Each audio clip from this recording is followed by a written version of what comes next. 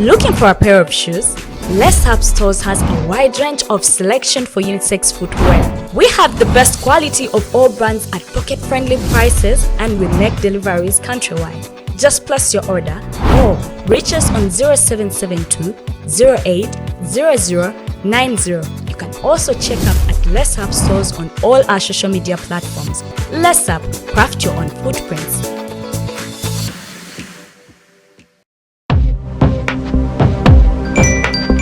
Go to the church, though. Tawali man, what's up? Man, can you imagine people just dump everywhere? Someone drinks water and throws the bottle wherever. Come on, Rogers. What else do you expect people to do with an empty bottle? Simanya now, Okukola.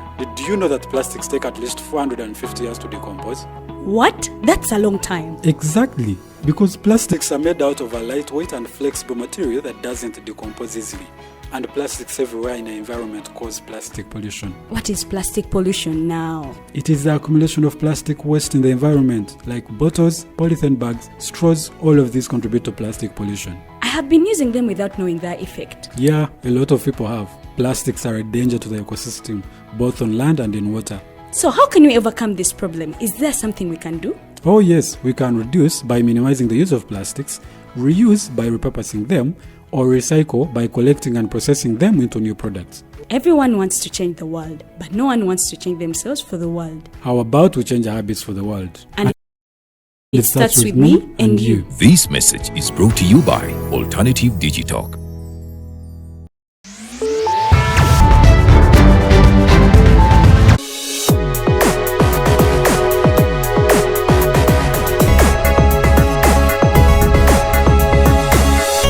Alternative Digitalk. Real issues, real talk.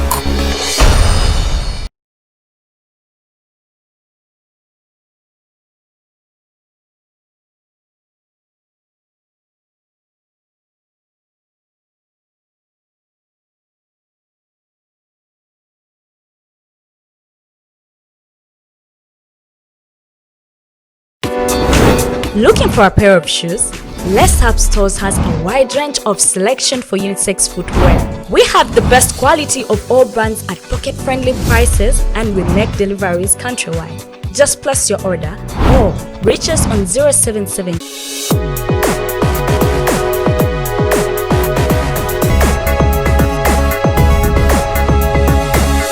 The Alternative Digitalk. Real issues, real talk.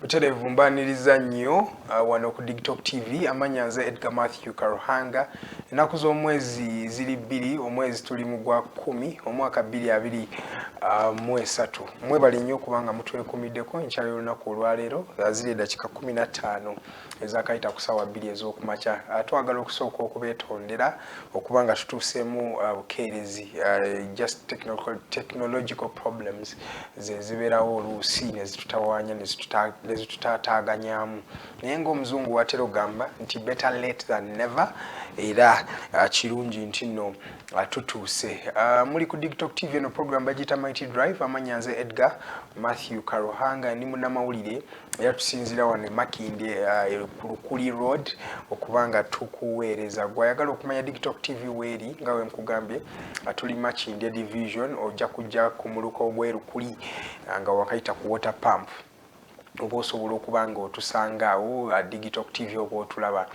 nga wakayita ka water pump akeerukuli si akeebuziga oba ekkonge omanyi buli bubiri wali water pump y'ekkonge naye togituukako eno oba wakayita wali Makinde ku Mubaraka then oba wakajja oyita buyisi awo ku water pump osobola okubanga otusanga amawulire tulina mangi nnyo agali mu ggwanga ne wabweru w'eggwanga wano mu ggwanga amawulire tulina mangi tutandikira ku okuyozaayoza Uganda wamu ne East Africa okubanga abakkiriziddwa oba baweereddwa omukisa okusigala nga bagenda hostinga empaka za Africa Cup of Nations ez'omwaka gwa 2027 eno nno yegenda okubeera tournament esookedde ddala okujja mu region ya East Africa era abantu bangi bakyesunze nga n'amawulire twagafuna ku lunaku lwakusatu sabbiiti eweddeeyo nga batugamba obanga batuwa omukisa nga East Africa, Uganda, Kenya ne Tanzania okubanga hostinga Afcon wa 2027 ebisaawe ndoza wetwogerya si bingi ebiri awo naye twetaaga tutandika okubanga tumulungulamu ensonga we ready really for Afcon tuba bakutunulamu essaawa zino era ndoza kantandikire ddala mu nsonga eyo yennyini aba Uganda tulinga abatannaba kubanga twetegekedde ekikopo kino ekya Africa Cup of Nations ekya 2027 ekisooka betaaga ebisaawe bisatu buli ggwanga at least 3 stadiums ezeetagisibwa mu buli ggwanga era twetaaga training stadiums endala ezetugenda okubanga tukozesa mu competition eyo ekisooka Uganda ekisaawe tetulina wetwogerera essaawa zino tewali kisaawe Uganda kyerina kisobola kuhostinga mizanyo gino ekisooka ekisaawe kyetulina kyekisaawe ky'Ennambole that is Mandela National Stadium ekyo ndooza mukimanyi paka ssaawa zino kiri under reconstruction ndooza mujjukira olwo ssente ze baateekawo ndooza gwali mwaka gwa 2020 zaali billions 9.7 ezaateekebwawo okuba nga zirehabilitating ekisaawe kino ekya Mandela National Stadium wadde nga abantu bangi balowooza nti zino ssente ekisooka ziri highly exaggerated oba zaali nnyingi mu kusookera ddala because ekisaawe for example ng'ekya Ismaili ekiri mu ggwanga erya Egypt mwe tubadde tukyalizanga emipiira gyaffe recently bakulaga ekisaawe ekyo kyamalawo obuwumbi bwa Uganda 95 okukizimba kyonna okukimaliriza naye ate okurehabilitatinga Nambole kikulaga nti nno ate kiri more expensive okusinga okubanga wazimba ekisaawe ekipya ate era n'olaba kino ekisaawe kya St Mary's kitende ndooza si kya bbeeyi nnyo around 10 billion I'm not sure naye ate olaba mbu baazimba ekisaawe nga kyonna kiyimiridde bwaguuga naye ate kati Nambole tute ssente nnyingi naye paka ssaawa zino tennaba kubanga eggwa ndooza by 2027 yeejja kuba ewedde because that's a very long time away naye wadde ng'ebeewedde tulina okusooka tukole ku nsonga zino eza ensimbi ezo ezidiibuudwa mu Uganda muno ekintu ekyali costinze nusu 10 mu Uganda bakiflatinga ne kikostinga omutwalo so ndooza tulina okuba nga tulowooza ku nsonga eyo ekisaawe kyaki tulina kyekisaawe kya Nakivubo Memorial Stadium kiri awo mu kibuga wakati nalabyeko ebifaananyi oba mbadde ndabanga ebifaananyi nga biyita ku mikutu egy'enjawulo nga biraga nti ekisaawe kino kirabika kiwedde omugagga Hamis Kigundu nga ye nannyini w'amaduuka ageetoolodde awo yakakasiza nti ekisaawe kino kyawedde nalaba bateekamu ka kapeti bulungi obutebe baali babuteekamu dda ndooza kibulako katono babe nga bakijjako emikono kujjako paka ssaawa zino tetumanyi legalite y'ekisaawe ekyo ekisaawe ekyo kyo kyani ekyo kisaawe kirabika bulungi ku Ugandan standards ekisaawe kye Nakivubo omwami yakizimbye bulungi nnyo naye kati tetumanya ani nannyini kyo ekisaawe kino kati kyadda mu mikono gya Ham because last I know is that Ssekabaka Muteesa owookubiri ye yateekawo ttaka eryo yali waayo ettaka ly'e Nakivubo basobole okuba nga basambirangamu omupiira. That was in the past even before independence I think. At the same time weyaweerayo n'ettaka lye Wankulukuku nalyo basobole okubanga bahostinga basobole okubanga bakolawo ekisaawe so ye time bwe baagabira ebisaawa ebyo so ettaka ly'e Nakivubo eryo simanyi oba likyali mu mannya g'Obwakabaka bwa Buganda oba waliwo omuntu yakiriizinga ebya Uganda obimanyi naye ate ekisaawe kye Wankulukuku kyo tebakikkiriza so ekisaawe kye kya Wankulukuku kijja kubeera nga kiringa training grounds. Ekisaawe kyaki tulina mu Uganda wadde si kya Uganda ekisaawe kya St Mary's Stadium ekya omwami Rogers Mulindo wali ku Kitende ku ssomero lya St Mary's so balinayo ekisaawe kyabwe ekisaawe kino ndooza kyetusinza okuba nga tukozesa ensangi zino ne KCCA bwe yabadde esamba ku weekend omupiira yagusambidde awo ku kisaawe kya St Mary's Kitende mu mbeera eyo so bw'otunamu ebisaawe byabwe tulinayo ekisaawe erira naye ekisaawe ekyo kikyabulamu tebannakijjako mikono bulungi tulinayo ekisaawe ekyekirala tulina ekisaawe ekyehoima ekigenda okubeera ekya one of the clubs I think in the Premier League mu Uganda Premier League kikulaga nti tetunnaba kuba nga twetegeka bulungi era kati Afcon wa 2027 tulina okuba nga twetuma waliwo ebintu bye tulina okuba nga twogerako ebisaawe bino bigenda kuggwa ate biba after how long because bisobola okuggwa naye tugenda kubeera ne first inspection mu 2025 okulaba wowe tutuuse n'okuorganizinga competitions zino amawanga amalala nga Kenya yo erinayo Nyayo Stadium weeri awo naye badde inamu ku buzibuzibu naye ndooza bajja kugirehabilitatinga. Tanzania yo Samia Suluhu yakawanise oba yawanise ebbango yagambye nti tulina okugenda bagenda kubanga bazimba ebisaawe ebirala bibiri mu ggwanga erya Tanzania naye jjukirwe balina ebisaawe ebirala bibiri. So Tanzania eno yo ekintu ky'emizannyo ebadde ekisoosowaza era tekikwewuunyisa lwaki Tanzania ebadde egendanga mu Afcon mu competition eziddiringana. In fact nene esembeddeyo ddala ey'omwaka ogujja bamaze dda okuba nga bagenda baqualifyinga okuzanya mu Afcon eno oluvannyuma lw'okudrawing I think against Algeria mu ggwanga eryabwe. So East Africa bwetunula gavumenti ziringanga ezeesunze ekintu kino bangi basanyuse naye ekyebuuzibwa we really ready oba by 2025 wenaatuukira tunaaba twetegese bulungi competition zino okubanga tuzi hostinga ndooza ne Uganda eyongerewo ne goodwill esongerewo okuzimba ebisaawe ebirala tusobola okuzimba ekisaawe kya kimu mu ggwanga ekisaawe kiba kijja kukozesebwa bulungi nnyo naye katulinde tulabe engeri gye binaaba bitambulamu mu mbeera eyo. Ebisaawe binaakozesebwa oba airports ezinaakozesebwa mu Uganda baconfirming Entebbe airport ejja kubanga ekozesebwa then I think bagiyise Hoima oba Kabalega International Airport wali Hoima. So katulinde tulabe engeri gye binaatambulamu naye nga Uganda yamaze dda okuba nga ekkirizibwa okuhostinga Afcon omwaka gwa 2027. Mu mawulire amalala eddakiika zino 23 ezakayita ku ssaawa 2 ez'okumakya amawulire amalala ge tulina gavaako era mu Uganda wano ku airport. Uganda yamaze dda okuba ng'ekakasa oba Uganda Airlines oba ennyonyi ya Uganda yamaze dda okuba ng'ekakasibwa okutandika okukola direct flights okuva wano paka e Mumbai, that is India. Ndowooza zigenda kuba zitandika this week. Then tulina ne direct flights okuva Lagos, okuva Kampala paka Lagos, that is Nigeria. Kikulaga nti no kati Uganda Airlines etandise okuba nga ekulaakulana erina weeraga tuba tutandise okuba nga tukolanga direct flights okuva wano paka wali e Mumbai, India, okuva wano paka Lagos. Ate tulina routes endala tulina okuva wano paka South Africa naye route naye eri active direct flights. Uganda kuva wano paka Rwanda. Nawulira tuli mu kukola ku another one from Uganda direct to Dubai, then Uganda direct to London. Katulinde tulabe naye ezo pathways kasita tubanga tuzitandise tubatandise okubanga tukendeeza ku ntambula y'ebyennyonyi. Jjukira mu Africa entambula y'ennyonyi yesinga ebbeeyi ku nsi on the entire world. Africa yesinga sente ez'ebbeeyi ez'abantu abatambula mu nnyonyi. Osanga tiketi okuvanga wano paka South Africa ng'eringa mu kamwasatu ziba sente nnyingi oluusi naye singa ebeera direct flight to and fro ojja laba mbuno kibeera bit cheaper mu mbeera eyo yennyini. So Uganda yamaze dda okuba ng'ewangula eyo njiraba nga wini ya Uganda okubanga katulina flight eva wano paka India. Jjukira tulina abantu bangi badde batambula kugenda e Buyindi eyo. Tulina aba students abasomerayo bangi nnyo.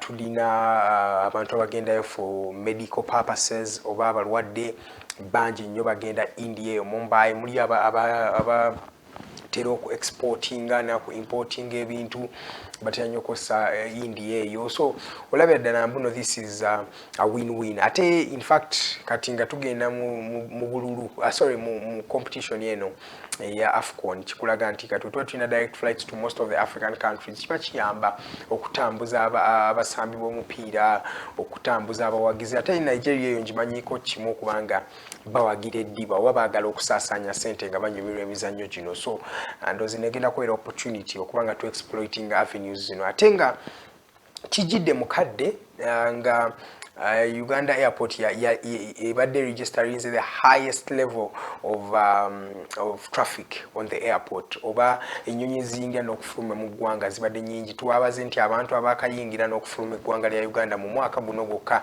bali abantu 19,000. That was as I think in June, by June abantu 19,000. That is the highest level of air traffic that we've had in Uganda. So kikulaga nti no enkulaakulana naye etandise okuba ng'ekachinga up naffe. So Uganda Airlines weyeetegeka neye positioning mu kifonga egenda kubeera influential nnyo in the trade and in the transport of human capital from here to the rest of the world. Kikulaga nti no tuba tukulaakulana. The problem is or remains the problem still and is how many people will continue to use these flights. How many people are traveling for business? Abantu abasinga ba traveling for work nga bagenze ku domestic laboring ebintu ebyo naye singa tutandika okufuna abantu abatambula for business nga batambula ne bajja ne bagenda kitegeeza mbu airline yaffe egenda kubanga ekola ku nsimbi eziwerako. Jjukira airlines nyingi ezibadde zibonaabona n'ekintu ky'ensimbi ne wa funding zinyingi zirwanize bankrupt kubanga business y'ennyonyi tetera nnyo kubanga efuna nnyo. Ndowooza mwawulira Kenya Airways ebadde ekaaba, Ethiopian Airlines abasingira ddala mu Africa, I think ne mu nsi they are one of the best airlines. Chikulaga nti no, there is still some challenges here and there, but of course nonetheless kasita tubanga tutandisa zo direct flights okugenda Mumbai, okugenda South Africa, okugenda Nigeria, ziraga nti Uganda Airlines eina weeraga. Nga tuvudde kukaawo twogereko ku mwami Dr. Agre Kiyingi. Dr. Agre Kiyingi bambi yafudde weekend eno, yafiiridde mu ggwanga erya Australia era mukama omwoyo gwe yagulamuze ekisa. Dr. Agre Kiyingi y'omu ku ba cardiologists betulina mu Uganda muno oba abazaalirwa mu Uganda muno abadde really so influential and impactful. Cardiologists be bantu abakola ku mitima. So Dr. Kiyingi abadde mwami amanyikiddwa nnyo mu kubanga ajjanjaba emitima, akoledde mu Uganda wano, ndowooza we yasomera bachelors ye eya cardiology eya medicine and surgery yagikolera wano ku Makerere University. Waavudde n'atandika okubanga yeeyongerayo okusoma ate n'okusomesa abantu abalala. Ekyo kikulaga nti nno Dr. Agre Kiyingi ono abadde celebrated nnyo, wadde nga opinions ze zibadde si zeezo gavumenti ze yali badde kkiririzaamu oba eyagala. In fact abadde staunch opposition oba member wemba ngamba oba muntu wa opposition atakkiriza mu gavumenti eno, era atuuse okufa tafiiridde na mu Uganda, afiiridde mu ggwanga erya Australia. Omwami ono tujja kubanga tumujjukira nnyo because bingi byakoledde, bantu bangi bayambyeko, naye tujja kumujjukira nnyo kuwagala okubanga takkiriza mu gavumenti eno. In fact lwaliwo olumu yasalawo nti ajja kubanga akomawo wano okubanga yeesimbawo, ndowooza mwaka gwali gwa 2015 ng'agamba ajja kukomawo mu kalulu ka 2016 teyasobola kubanga ajja, naye musajja abadde teyeerya ntama, wadde era yabonaabonako ne ku misango awo gye bamuteekako egy'okubanga yatta mukyala we, paka kati tukakasa nti nno bayi yakikola, naye bamuteekako emisango egyo. Abadde amanyikiddwa nnyo okujjanga mu ggwanga muno n'agabira ku ssente, ng'agabira makanisa abasiraamu. He's someone who has really been someone we call a political figure in Uganda. Era abadde ali influential nnyo, naye kyannaku nnyo nti Dr. Agre Kiyingi yafudde mu mbeera enyini. Bamuteekako lumu ne ku misango ja terrorism oba n'okutta ndowooza Muslim clerics by then, mwalimu ndowooza Abdul Muwaya ne Mustafa Bahiga. So omusango ogwo bagumuteekako, naye later DPP yagimuggyako emisango egyo. Era kyekyo Dr. Agre Kiyingi ye bambi yavudde mu bulamu bw'ensi eno. Ndowooza era nga bwe bagamba abakusooseyo obusoosi, anytime all of us, that's where we are going. Ndowooza kamalirizeeko ne story ya omwami Mabirizi eyawandikidde CAF, yabawandikidde ng'asaba basazeemu enteekateeka z'okutegeka Africa Cup of Nations mu Uganda ku lwa political environment na ne political atmosphere ya Uganda. Agamba tetwali badde in position okuhostinga CAF eno, era yamaze n'awandiika, yawandikidde kooti era nga asaba obanga awakanya okuyimiriza okutabaala kwa Robert Kyagulanyi Ssentamu oba mobilization campaigns abadde agendako ensangi zino. So yabawandikidde dda n'abasaba basobole okubanga basazaamu basobole okubanga yapirize kooti esazeemu ekiragiro kya poliisi ekiwakanya Robert Kyagulanyi n'entambula ze mu ggwanga ddamba. Jjukira Robert Kyagulanyi wiiki ewedde oba sabiiti eziweddeko, mwezi in fact ogwedde ogwo, abadde atambulanga mu bitundu ebyenjawulo ebya Uganda. Yagendako e Luweero, yatandikira wali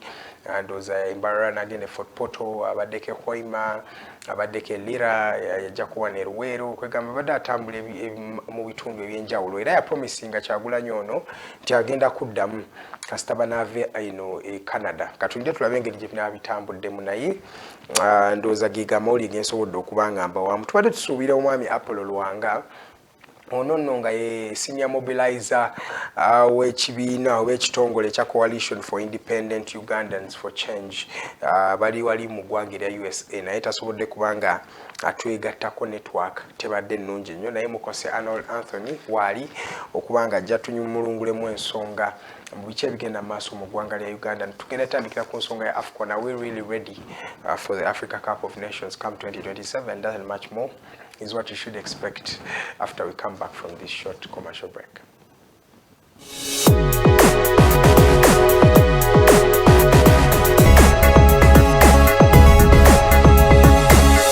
The Alternative Digitalk. Real issues, real talk. Hi Rogers, can I ask you something? Shoot. What does corruption mean? Well, summarily, corruption is abuse of public power for personal gain or for the benefit of a group to which one owes allegiance. For example, when a public office is abused by an official accepting or soliciting a bribe. By the way, private people can be corrupt too, like bribing police officers to escape fines. Okay. So exactly how does that concern me? Well, do you pay taxes? I guess, yeah. What does that have to do with this? Everything. Because those taxes you pay are supposed to facilitate services you use, like water, electricity, roads construction, medicines in hospitals, name it. Okay, that is much bigger than I thought. But it can be stopped, right? Well, yes it can, although it may not be as easy as it sounds. And here is the reason why. Corruption roots are grounded in our country's social, political, economic, bureaucratic traditions and policies. So, what has kept it going this long? I mean, why don't we stop it? Well, the main reason why it has been here for so long is because institutions are weak, either as a result of poorly defined ethical standards of public service, weak administrative and financial systems, or ineffective watchdog agencies. What can we do to stop it? At a national level, we must focus on strengthening the independence and effectiveness of public institutions that fight corruption. At a personal level, we must commit to never giving a bribe. I promise I'll never give a bribe. Well, that's a great decision you have made. Me and you now have to spread this message to all our friends. If we all do our part, corruption will be no more. This message is brought to you by Alternative Digitalk. Looking for a pair of shoes? Let's Up Stores has a wide range of selection for unisex footwear. We have the best quality of all brands at pocket-friendly prices and with next deliveries countrywide. Just place your order or reach us on 0772 08 0090. You can also check up at Let's Up Stores on all our social media platforms. Let's Up, craft your own footprints.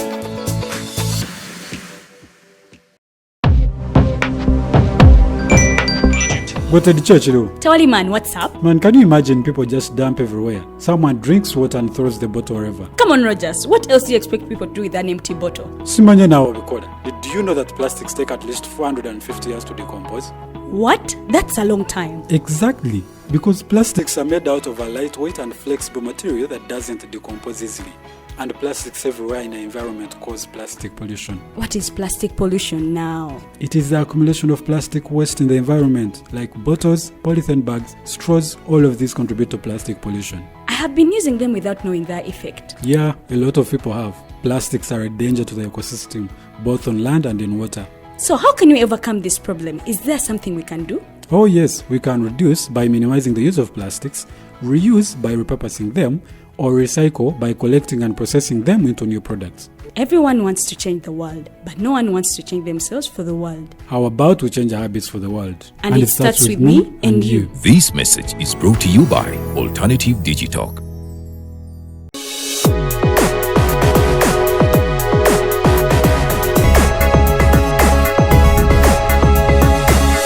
The Alternative Digitalk. Real issues, real talk.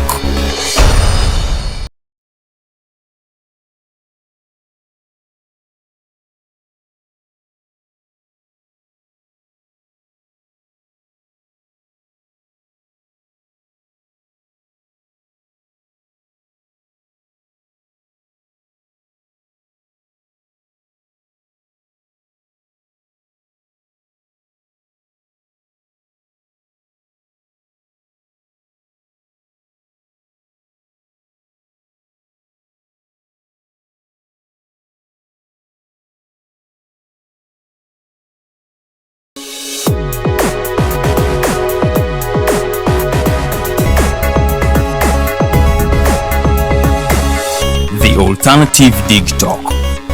Real issues, real talk.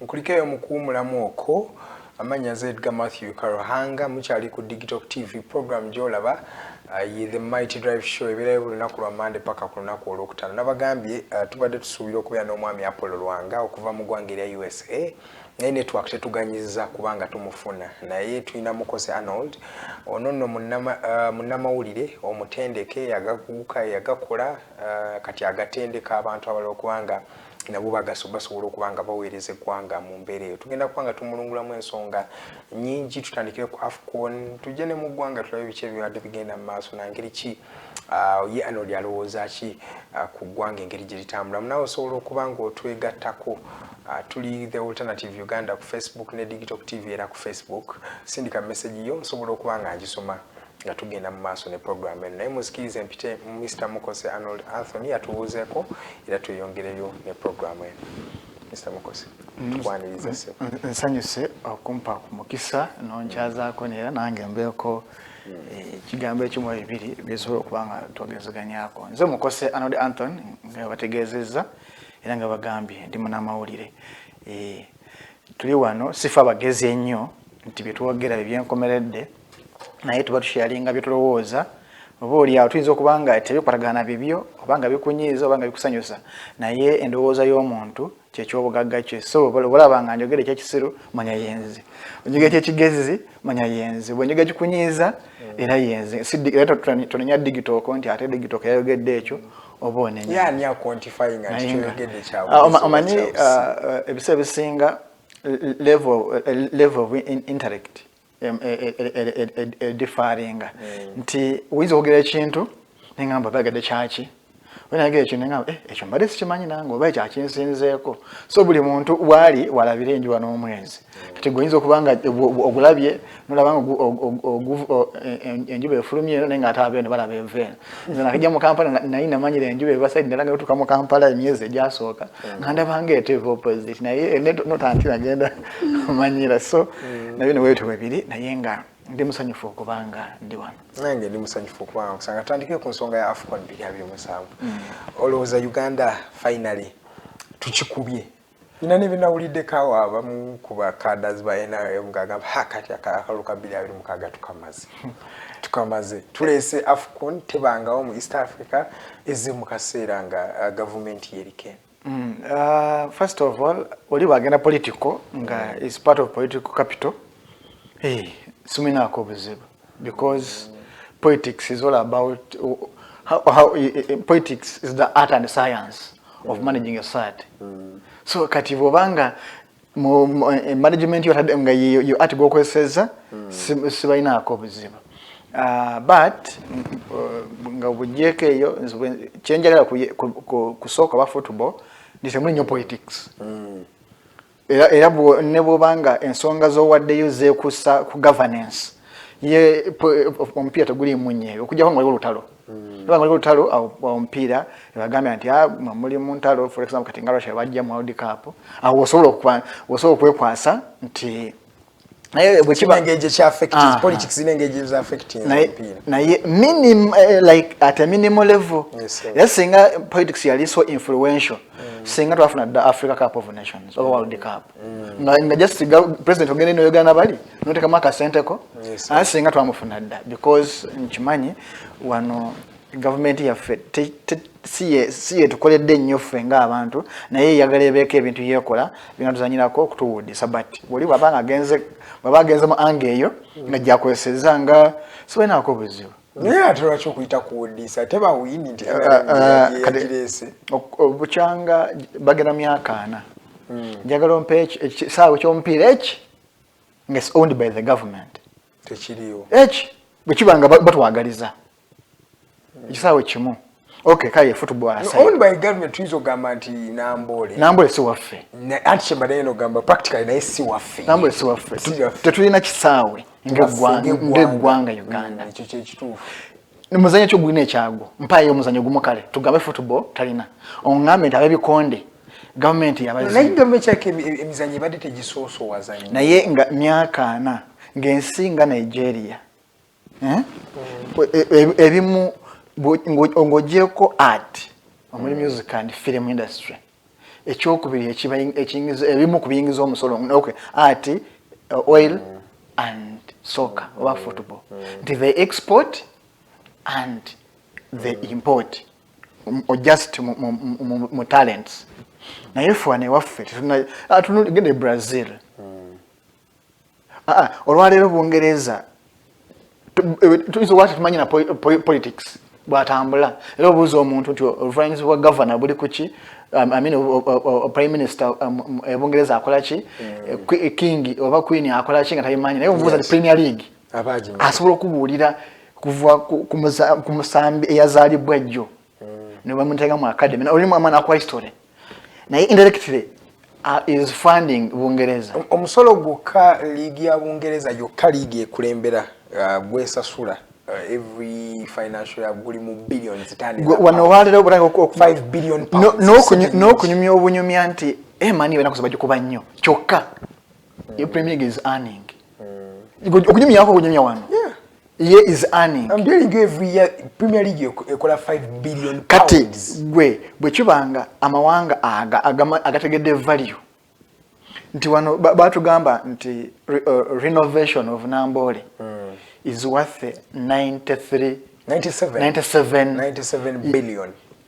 Naye nga ekisaawe gye twakyaliza omupiira gwaffe ya 93 okubanga kiwedde naye so just renovation is more than 97 billion could build 3 stadiums.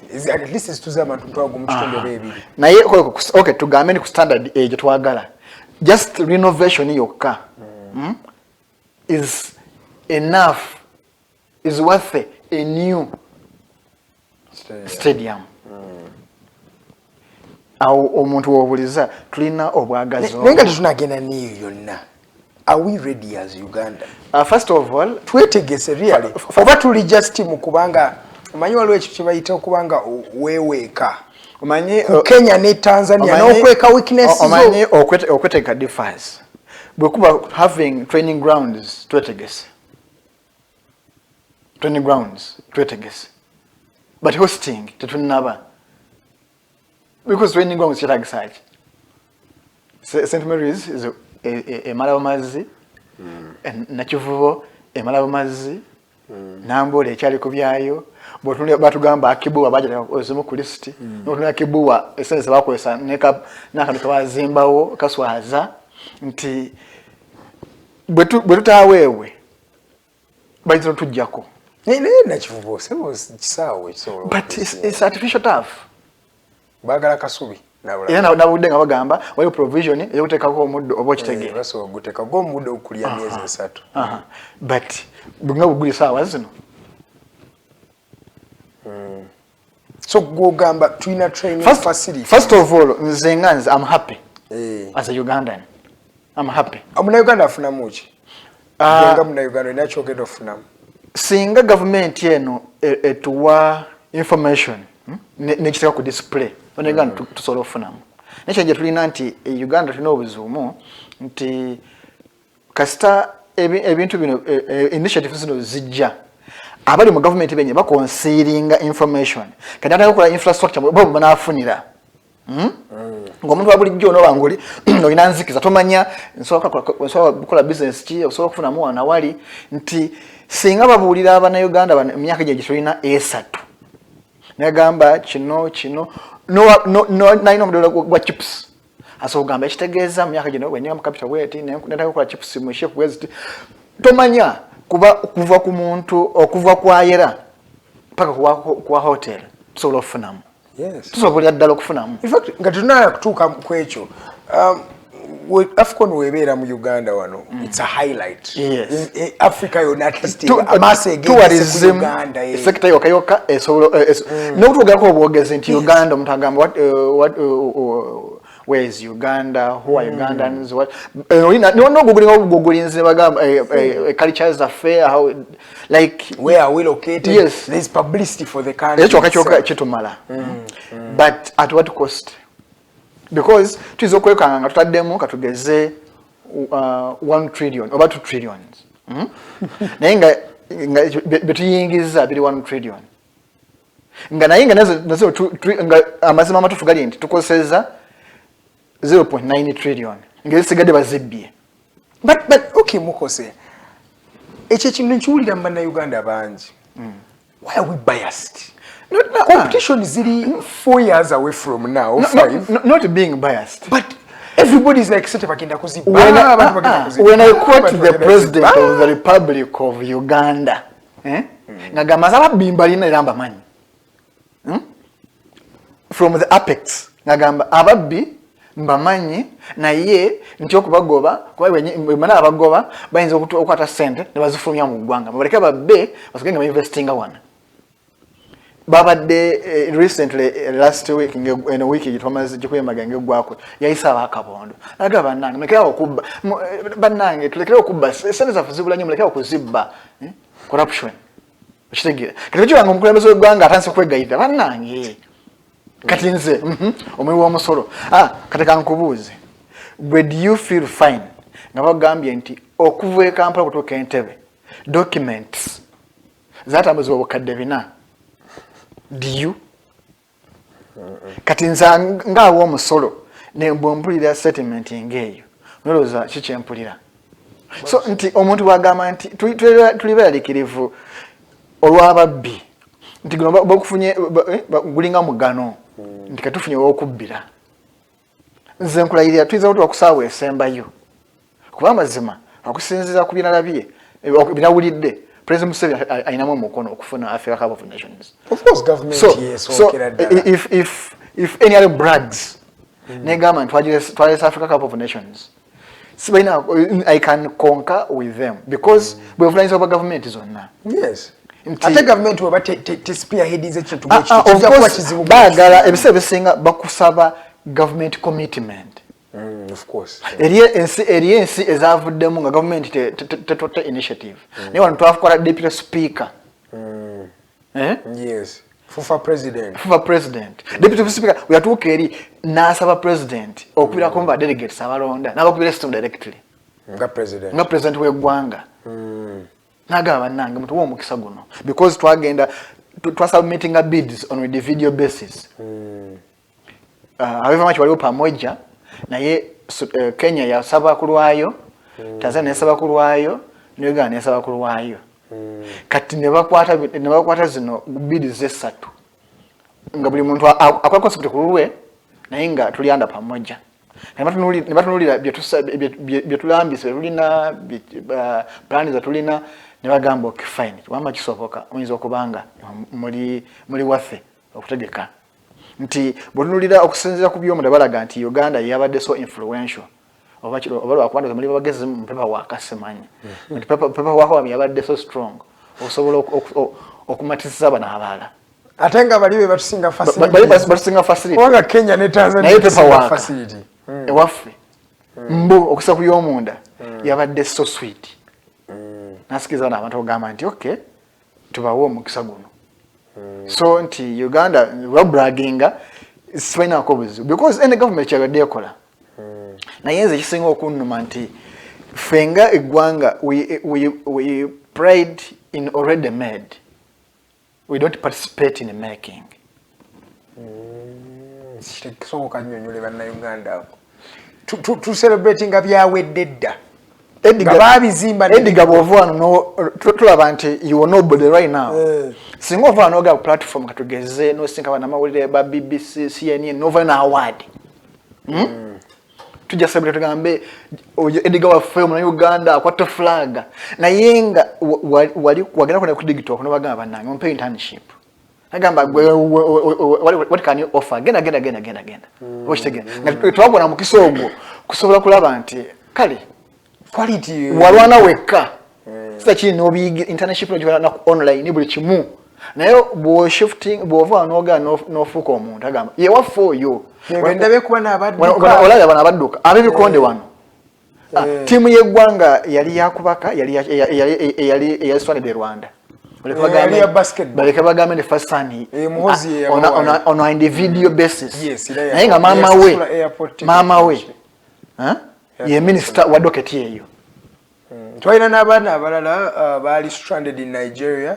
Okay, but bali stranded per se, but bali eyo naye nga bali baana ba kuzanya is a certain game gye bagendako e Nigeria eyo naye nabo nga bakaaba kyekimu gavumenti tetuyambyeko tetukolete ab'obugaali remember ab'obugaali bali eyo Nigeria nga bakaaba Ugambye Rwanda wano aba basketball gye bali nga bakaaba abebikonde wano Tegei wano abaduka wano bagola sawa sono wano teri muntu on individual basis awanese flag ya Uganda nga Moses Ugola because tukize tugana teri yamanyi kickboxing taliyo but one man's army katolwaleero nti n'omwana yakayiga okukuba ekikonde kickboxing asaba gola Wachitege. Naye nga twali muzanyo gwaliyo naye buuza gavumenti nti bonna gola byakoze nebyo muyambyeko kiriwa ekisinga obunene.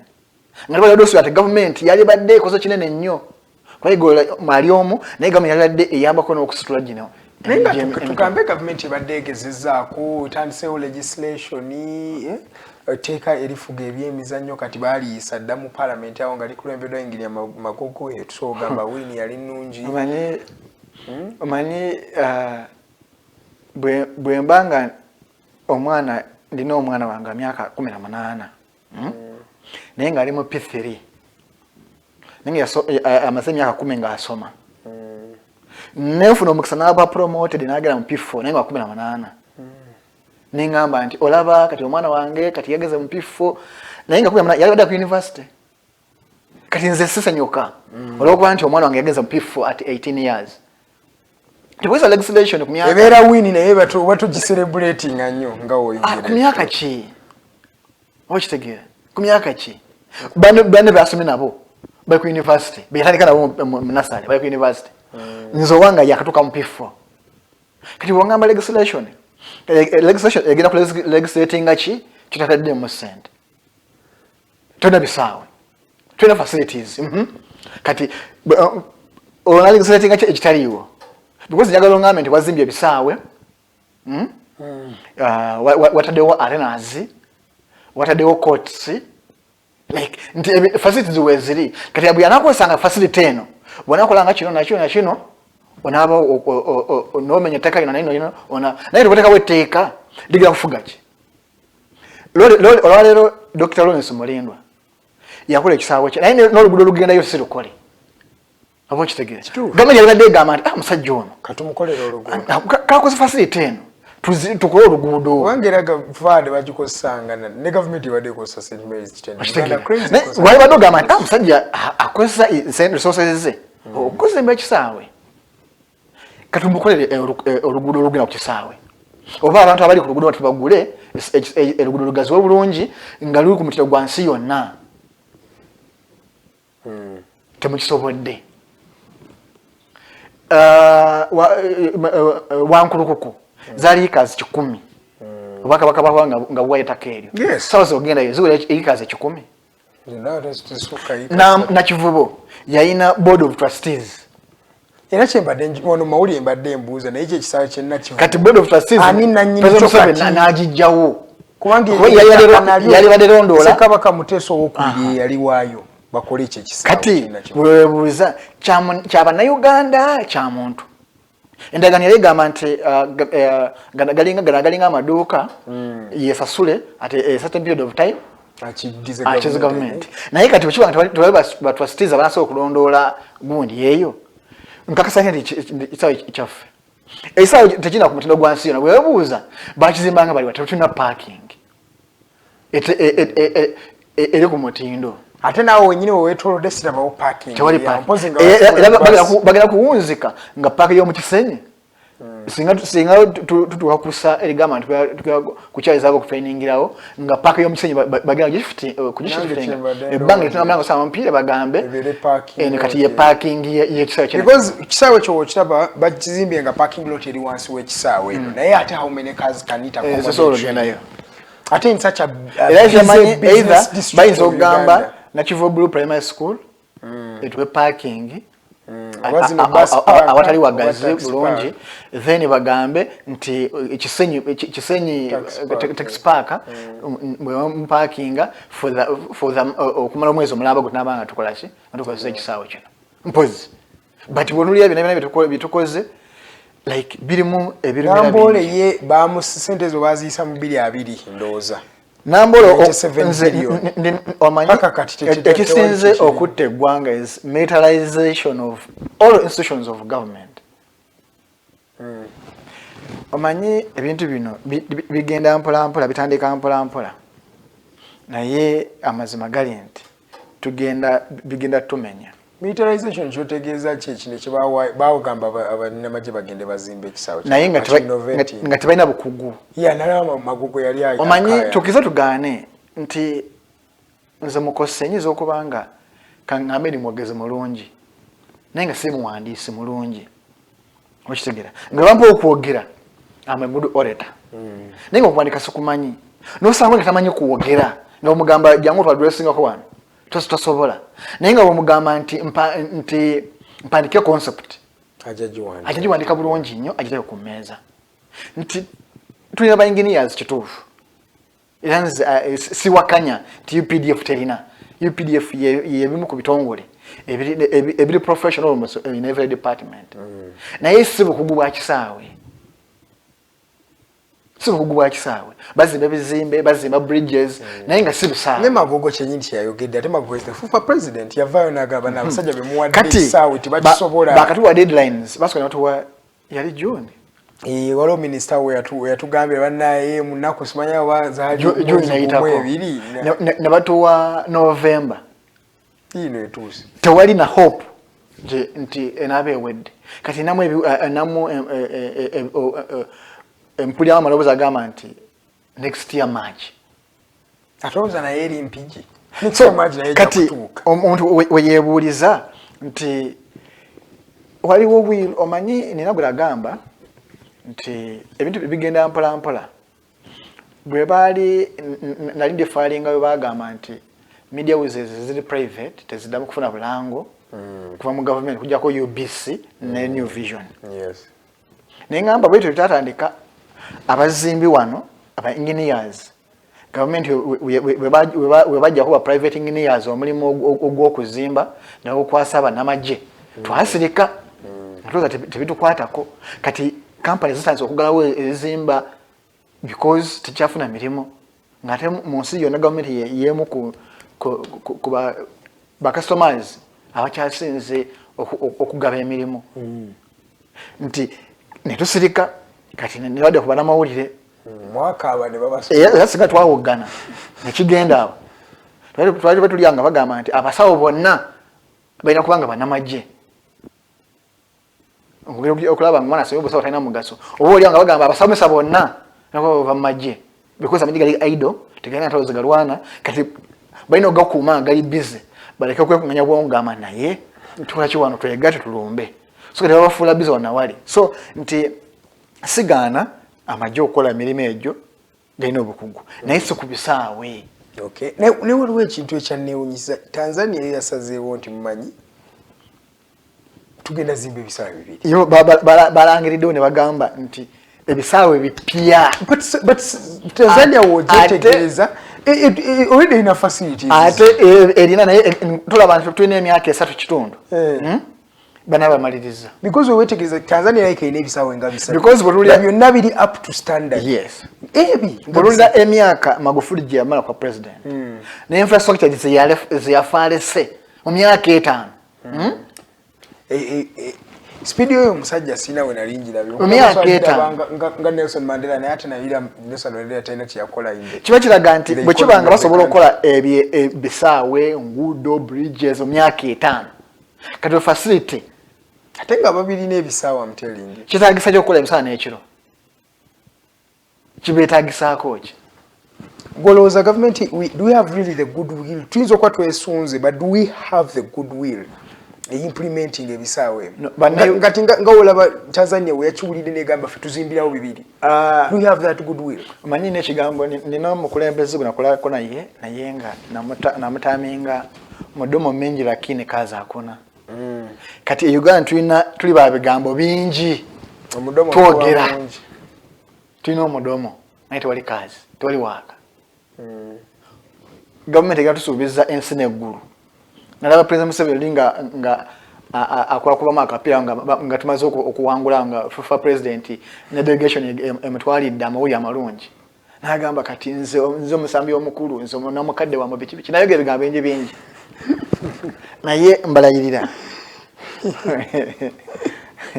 naye nga bannayuganda muyogeyoge mbayozayoza okubanga tutusa okulinekula because tekisangasangika naye Arnold olwekito kinneewuunyisa in the past waliwulidde obeewo mumwinayo ekisawo kya booma ewaffe teri booma naye nga booma kiri western and northern basinga okufuna booma aba n'embaale I think it was a regional no booma yali gundi ya zalanga edukota za bakorone naye ate kiraba kyeŋŋamba nti bo baabalamu ne bagamba nti buli region at least tugiwe ekisaawe kyayo Boma Grounds, Fort Porto-Jeziri, Boma Grounds, Hoima, Boma Mbarara, wonna nga bagenda bateekayo ki ebisaawe bino because baali baakiraba nti singa obeera ne regional stadium ozo si eno time gye twali badde tukolanga regional stadiums n'ogamba waliwo ekisaawe ekiri Arua tukimalirize kiggwe ekisaawe ekiri Erira nakyo tukitule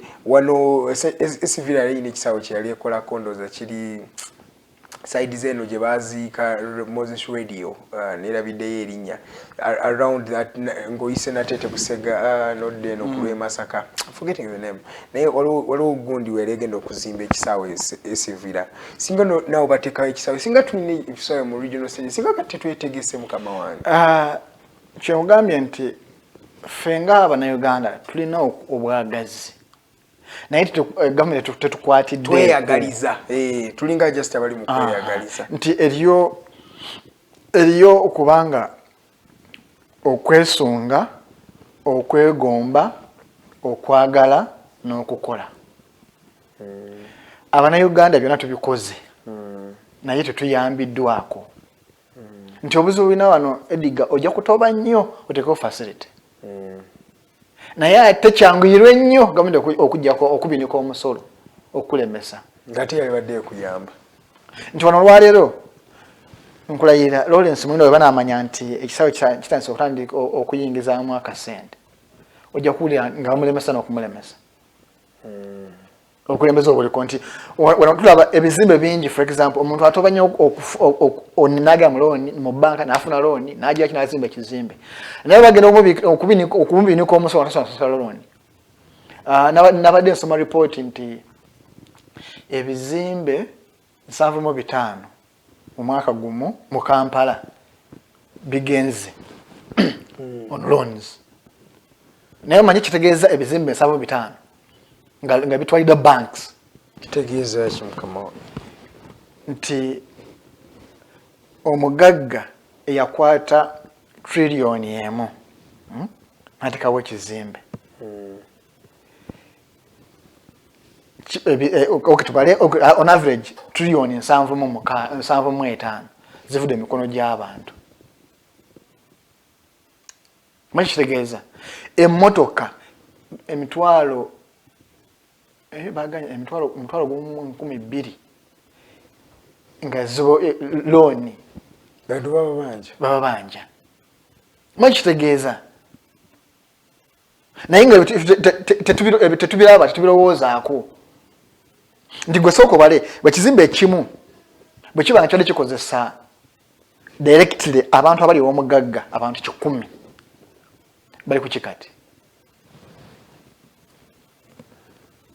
abantu 100 nga directly nga vuga mpangisa muzigo nako kazigo kange nako duka kubuya yasosigala nga akola ki nga akola kuba management bwe yakyuka yasosigala ne bakyusa terms nayo nabadde direct okay kati bala abantu 10 uzimbe 75 bali ku kyabo nenga bina families government yali badde egamba nti okay abatembeyi tetubagala mu parks na ku main streets oba streets ezitutunda naye tubakoledde ki tubawe ekifo nga kiorganized naye nga n'abantu kyanguyirwa abantu okujjawo because ekireetera abantu okugula ku batembeyi abatagala kugenda mu maduka kubabbirayo biki naye bwe mugamba nti okay ku Bombo Road mwe n'abatembeeyi abaga kutembeeya tubakoleddewo ewandegeya nga ekifo kirina ku kkubo mwenna aba ku Bombo Road muddaawo abadde batembeeza ku Entebbe Road najja nankumbi mwenna mweyiwaawo nti omuntu afudde mu kibuga nga tayagala kugenda mu arcades ajja kumanya nti najja nankumbi weewo like nga if be gazetted ng'omuntu ayimanyi bulungi nga byorganized naye kati omutembi y'omugoba tulina tomulaze wakugenda ayina family bwe butayimba bw'owulira omuntu asooka n'agamba kati aba wange bagenda kulyaki nze neeyimirizaawo ntya Edgar alika alinamu omutwalo omwana akuba akatayimbwa naye nga naawe naye ndaba story y'omubbi ow'okubooda omu ng'agamba ekyamujja mu bubbi nti yabba akasawo k'omukazi ng'amanyi mulimu essemu n'essente yasangamu capati 3 n'obutunda 3 byokka nga kiraga nti era agulidde baana babatwalira waka munagamba natundula akasawo kalina empulira ennaku naye ngamba nzibira baana bange naye omukyala abadde atwalira baana be kyakulya bagenda kulya ki ekiro kyaleero yagamba nti nawulira ennaku nga enzita neŋŋamba mbe kubanga nsobola omusanga nalemuddiza ebintu bino nagamba ofa kuwo neŋŋamba kanonye ekyokukola naye kati omuntu atuza okussa eryo eribba naye nga tomutereddewo eriyo abantu abagenda mu bwamalaaya abagenda okubba nga teyali kikoze nga is the last resort last option nga bina abigezezzaako eriyo omuntu gw'osanga buli mulimu agukoze ng'agukoze nga teyeganya mulimu naye nga buli kyakoze gavumenti kyemulemesezza omwana agulawo kasaaluuni nga kapitolo wa mitwalo aga naye nga omusolo license n'emisolo bya mitwalo 8 kati omuntu bw'ati agenda kukola ki nga musolo mungi okusinga kapito bano abasasuza omusolo they don't gauge bo bali uniform nti lukulina nganda okay Buziga Road uliatakako business omusolo kutandikibwa kuga mitwalo 2 KCCA oba business ki kasoba mu kitundu ekyo nate batunudde ne bagamba naye ono capital ye yenkana ki bwe buzibu tulina obwo nti gavumenti ezisinga era ezagala abantu baazo zibaako n'ebintu bye zikola nga zikolera abantu baazo nga kidde liberate olowooza gavumenti yalikoze ekimu eno time ya 2027 Afcon n'okwetegekera Afcon olowooza kiki tulina okukola okubanga tuzetegekera bulungi okubanga ne bannayuganda bafuna mu competition ngeneze nga si just kujja batulabe tubeere ku TV tulabe ba Mohamed Salah Sadio Mane baani abo naye olowooza tunaafunamu ki kyennyini oba tukoze ki okubanga tufunamu nga bannayuganda ffe aba wansi okusobola kwa byonna nze njagala gavumenti openly eveeyo etwanjulize eyanjulule akakiiko akatekinio ak'ekikugu naye nga abantu abaliko balinamu ensa nga abanaganda babeesiga batere ba MP bammwe kyemutegeeza no kyengamba mulimu kwana kyemanyi lwaki oyogera ku technical committee eyo oba organizing committee oyinza osanga ng'erimu abantu betumanya abatera okusente mwezibulira bantu ki betwesiga no tulinamu abantu nga tebali mu politics nga tolina wawulira naye nga abantu bamanyi nti Edgar n'abanagala bonna abagamba nti twagala budget ya $5 trillion naye tuliko Edgar gwe beesiga abantu bajja contributing nga ne gavumenti kuba amazima gavumenti tugeze tugane teyina sente teyina kuba ne budget nebadde ntulira budget conferencing parliament yalina last week nga ne budget ya mwaka ogujja bagala gisala okitegeera nti tetulina sente naye bwokera kumanyi omanyi lwaki abantu bagimenye etofaali because by then Katikkiro Mayiga bali bamukirizaamu like nga ne babagamba nga abantu basonda nti abananga tulina omutima ogwagala ensi yaffe naye abakulembeze tulina bebayitadde abantu okukyawa ensi yaabwe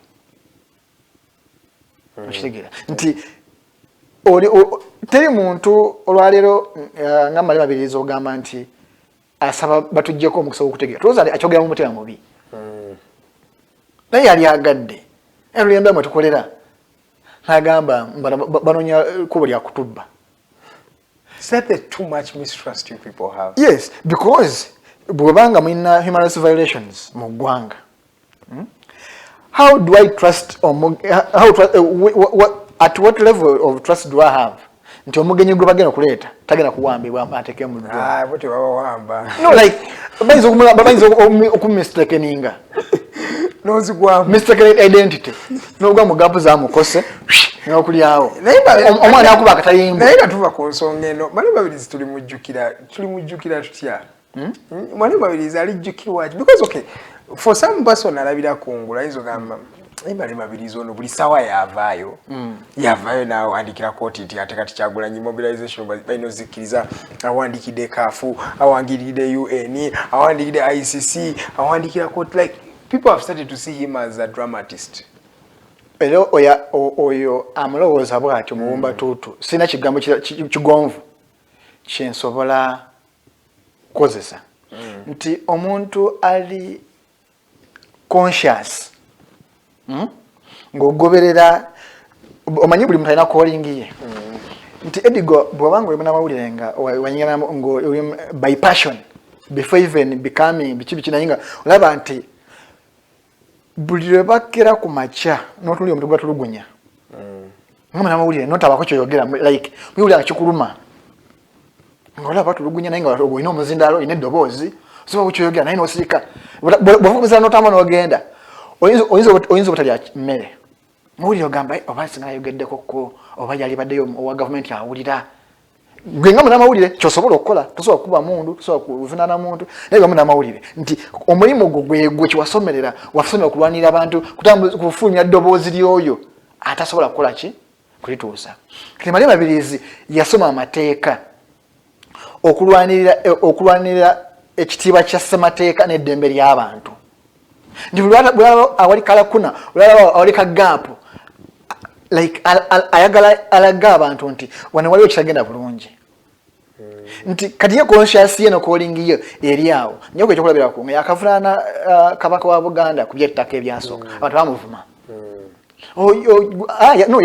yasooka n'awaabira omukulu w'ekika kye mu bwakabaka bwa Buganda n'awangula ab'ekika kye basukana bamuboola ab'ekkobe bado kulaba ensonga gye yavunaana yali ntuufu ogwo musango nakola ki era ne bamugoba n'emmengo nga talinnyayo simanyi wakati yaddayo wayitawo ebbanga tono n'awaabira kabaka ku ttaka abantu ne bamuvuma naye leetaloni bagenda okwetegereza ensonga z'awaabye abantu baddamu kumuvuma okay olwokuba nti waliwo ensonga zotasobola kuvaayo n'oyogera openly ekubaza bwa kabaka ne basirika nga basimira muli bagamba weebale naye tosobola kukola kukola ki kwogera nti ensonga zezimu abantu azaawaaba nga bamugirega bamuvuma bamuŋoola naye bagenza okulaba ebbanga eddene yagenza nga busonga gyayogerako bw'osirikira bwoti n'ofumiintiriza ogenda kulaba nga mulimu ate n'ekirala kati njakuba ekyokulabirako wano ku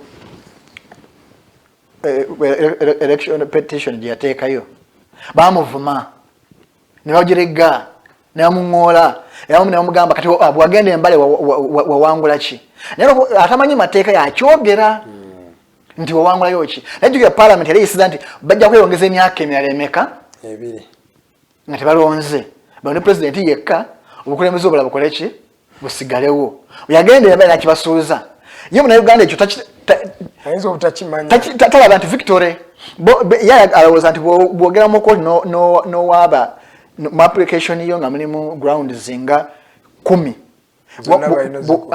bwangulako 3 oba oluzinze naye ekyo kyo tebakiraba ne kooti neyobanga oba kuwangudde naye nekooti ogamba bugambe nti bwe mwali muyisa etteeka eno mwamenya kino naye niwankwadde mwayimenya tekikyusa kino era baba buwanguzi njakuba ekyokulabirako nti okulonda kwa 26 kooti ensukulumu mu musango gwa Besigye yagamba nti waliwo okubbira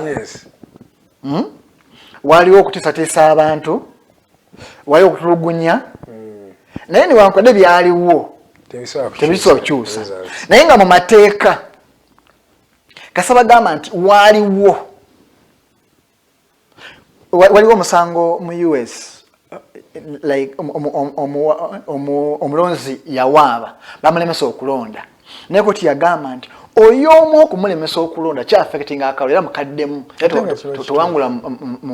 tewangula mu butuufu muntu ogwo so naye olwo batigambye waliwo okubbira ekyo kimu tebagambye ati what magnitude waliwo okutisatisa abantu tebatugambye ati watuleva ng'okubira waliwo okutulugunya abantu ebyo byokka human rights violations zimala mu mazzi ogamba lyakalo tekali ka mazima na bwenkanya kasogera ebyo byokka kyo kitegeeza nti it wasn't free and fair nga tebatugamba akalo kali kuba ka mazima na bwenkanya kati bwenkanya buliwa nga waliwo okubbira obwenkanya amazima galiwa nga waliwo okutisatiisibwa obwenkanya buliwa nga waliwo okuwamba abantu so kiba kitegeeza akalo besi oba okoze eki oba owangudde naye nzo leemani atabitegeera gamba tewaliwo okuwamba. Mr. Mukose webali eddala okuba ng'otwegaseko. Mr. Mukose munnamawulire wano ku Digitalk TV, in fact ye programs director w'ekifo kino agatendese agakoze era paka ssaawa zino akyali mu kumulungula mu nsonga ku nsonga eyo nzija sikyensobola okugamba nti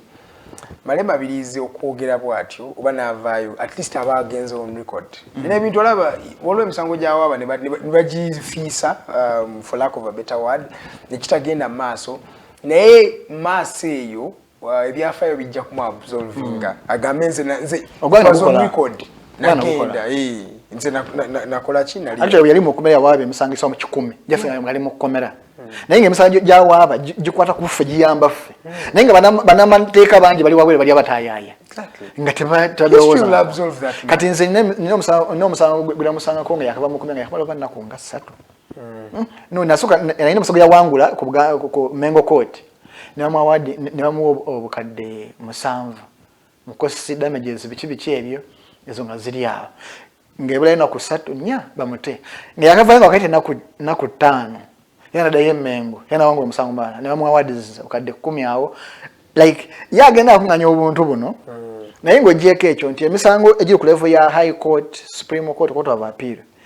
aba sentences the presidents nti mulimu lawyers gundi sections zaba quoting oba rulings zaba quoting nga n'abalawyer abalijja omusango egirijja emirala baligamba nti omusango gwa Malema abirizi versus one so court yasalawo obweti nti mateeke bawini bwetanda quoting nti Mukose bwe yali awaabira Ediga abalamuzi b'omusango bagamba nti ensonga eno yali badde ekwata obweti ne bweti so bwe tuganya musango na guno bikwatagana eyo already bawini Mukose kankomyawo njagala mu dakika zine 10 ezibulayo tuve wano because tulina press conference ye Katonga gye tugenda okubanga tugendako Mukose njagala osoko onyonyole tuli mweno week by 7th ekisanja kiba kiggwako ekyaba FDC delegates I think n'abasinga abo so Katonga egenda kola press conference lero naye ate waliyo n'akalwa kagenda maaso on the 6th that is on Friday ekisanja kiggwa on Saturday FDC etunula etya kati okusobola kwa byonna nsasira ba member ba FDC sasa bakulembeze because ye member yamanyi obulumi bw'abayitamu bwalina n'obwagazi bwalina nti member talina kyetaaza nnyo ku bukulembeze naye bano abakulembeze omuntu bwakera kumakya neyasobola kuba ye member yekyayagala bw'aba yayingira bukulembeze bukyuke kyayagala bw'aba yayingira ngayagala enebenge ekibiina kye kibenga ekyokulabirako eri ebirala kyabayagala ye omukulembeze agala kujja mu kifo ky'obukulembeze ng'alina kyayagala either yagala anoonya mulimu nyokyusa mbeera ye yagala kuweereza abantu kati nota ntiro ng'atuukiriza ebyo ebigendererwa bye nti olwaleero whether waliwo ssente ezanywa mu kibiina oba tewali ssente ezanywa mu kibiina bano balina ebyabwe bye baagala ng'abantu ab'e Katonga n'abeera Nankumbi balina because banga tebalina bwe kibanga ensonga zino zaavaayo nga tuli mu kalulu bagamba myaka 3 nga bakyeyagezaganya lwaki tebabisolvinga because nze nzikiza tubyagana anti chengezawo government because buli muntu aina ekigenderwa kye. There was no room for reconciliation or working out. Nti olwaleero Wednesday the other week naina conference emu gyalimu nga mulimu omu kuba ku level yawa World Bank of Uganda. Nangamba, truth be told, money was released on State House consignment directed to FDC. But the Mukose wa government tebinkwatako. Yenga yakukakasiza munnamawulire akuwadde. Nangamba, don't quote me. I'm not an authority to be quoted. But take it from me. This is off cuff. It's off record. Sikugambieko. Nyego chimanyi. Sikugambieko. Since the Afcon. For what reason? For what purpose? None of my business. In fact, kuche sente ezo nebe bahwayiriza okubanga sente ezo bazifuna. Teri yavuddeyo kulili kuzeewa kana sente ndazo. Era mu arguments zaabwe temuli musi bagamba twayize. Because okay. Zo sente bakkiriza tizajja. Tukize tugane. Ogamba weewola. Weewola sente mmeka? Wazeewola otya? Wayisaasaanya otya? Endagaano eriwa? Because wabanga weewoze sente mu kibiina nga FDC wena kuwa paperwork. Ate oboze lwaki to sharing na kibiina okitegeera waliwo akakiiko ak'okuntika ak'ekibiina kaleko kamanyeeko naye bantu basatu ne bamanyaako Treasurer General, President ne Secretary General. Ate nga bano bategeddewo kuba bawaddeko oba kitegeera tebategedde ntebutudde mu meeting kutemaatema how to spend this money. Mukyanjawulo kati kye kiri ku FDC waliwo abaagala olemesa ekibiina oba tugambe waliwo just kwekaza olwakuba nti we take things for granted naye mu president yabagamba nti by 2021 there will be no opposition. We need know atya okitegeera either kituufu oba either yabawa sente nga kituufu oba nga propaganda nakisoboka nakwata jinja nalisuule wabesigye nagamba ezo sente because it can do anything because bwabanga kituufu ona mafabi yakola withdraw ya sente zenyingi state can generate serial numbers kitegeera negamba okay ona withdrawing a sente zino azijja banka ki nti Kyambogo Central Bank oba Stanbic ne bagamba okay because sente zenyingi zimu za serial number ne bakubuuza ne bakoma bank eyo ne bagibuuza mafabi afunye serial number ki because bakigamba nti bamukola withdraw akubira besije sim amasimu gano baga tracking kati baso kumanya nti akubidani nti besije bogedde ki nti money issues nga babuuza wa banka serial number kize mumuwadde nti from this number to this number nabagamba okay fine wekibangezeezo nga bazikwata nga baziweleza besije nga babuuza mu network yaabwe wana mukozi ki wa banka wano aligane besije n'omugamba kubira besije omugambe nti sente zino za ABCD kinakisoboka because state has the capacity yes kandi never creating a confusion yebesije nazo nti kyaga kituufu tuseze zava mu State House nga kituufu amugambe amwesiga nga nontawakana nti yajja ku sente Bank of Uganda ekyo owninga nenga si kituufu nakisengawo FDC kino of course FDC is now beyond repair nga DP bogiraba nga UPC bogiraba ekinjawulo kya FDC kiri ekintu kimu nti bakyalinamu element ya defiance bakyalinamu element nti bakyalinamu ku ka political will yenso bakiraba nti banakwatagana ne NUP baradikozi ba NUP ne baradikozi ba FDC bandifunamu bandidamuko engulu because NUP teteri bulungi era FDC kewedde NUP yeddako kuba bana bafuna sente bonna bafuna sente NUP yafuna sente kwebesije emwogolozi kuba mission yali of credible opposition on the scene to bring what opposition anti credible of anti to bring what bakazanyinkiriza baddiikuula So are you trying to say that NUP akaddiikuula? Kati njagala mbuulire munnabyabufuzi ki alina struggle at heart asobola okukyuka ku last moment nova mu kibiina kyo bwaba mu struggle nga si bifo navugala musaala nojja NUP gyotamanyi ideology yaayo kyolabye jjo sinajjo leero ku makya akawungeezi n'olangirira naye nga tomanyi bigendo byayo tunagitegera bulungi nnyo naye ng'oli mu politics omazeemu emyaka because eba kubanga ekibiina kyaliwo nga kimaze emyaka ng'etaano oba okirabye kisaadinze olaba polisi zaakyo nagamba okay kino kijja kukola.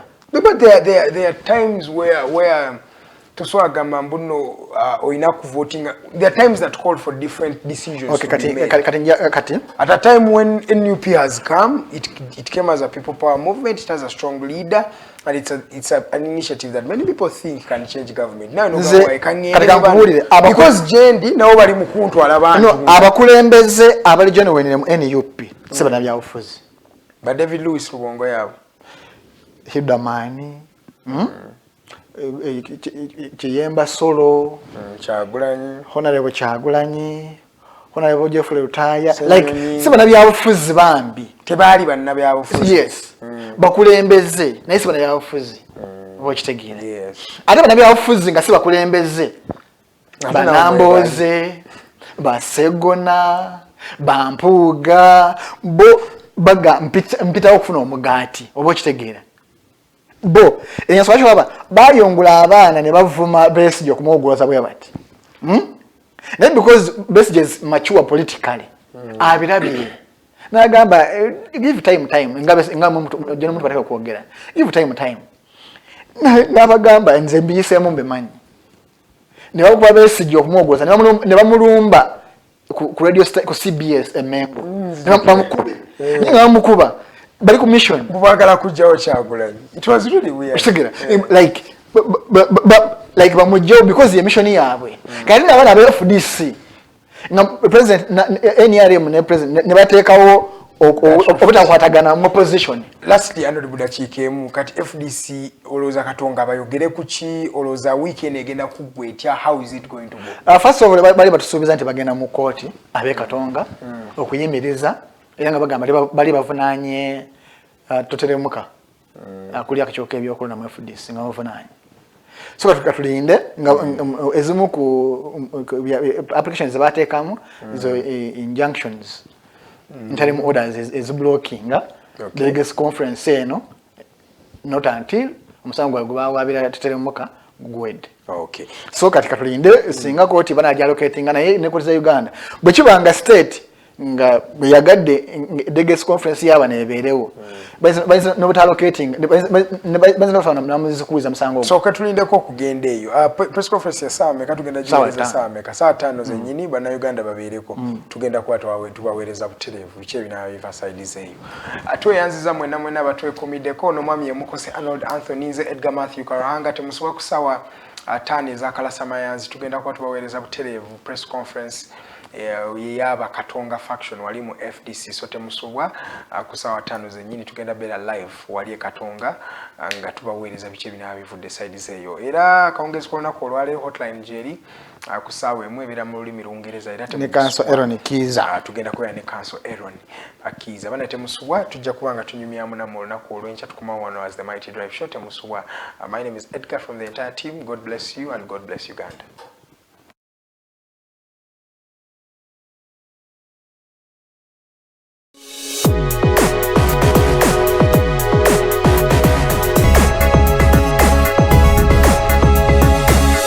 The alternative Digitalk. Real issues, real talk.